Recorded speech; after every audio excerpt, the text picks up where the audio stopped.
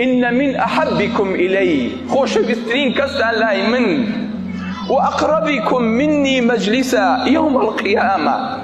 لە هەمووشتان نزیکتر بێ لە قیامەتا لای منەوە کەسێ لە دواوە دانیشتووە بەتەمای هیچ نییە بەس ڕەوشت و ئەخلاقی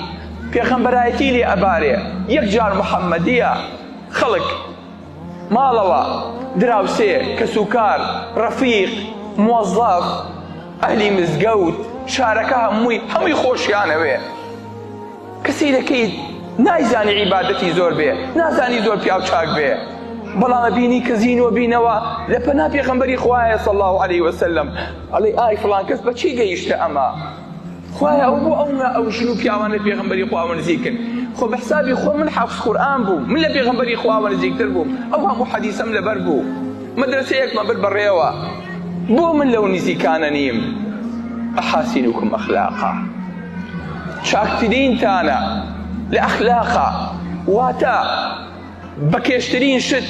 بەوەزینترین شت کە لە قیامەتە پێوەری پێ ئەکرێ